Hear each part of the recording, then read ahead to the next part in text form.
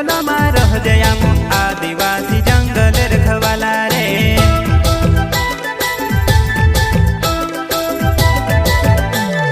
चल जंगल जमीन काजे पूजे रे आदिवासी दुनिया ने रखवाला रे। बाप देव खतरी काज पूजे रे आदिवासी सबसे निराला रे।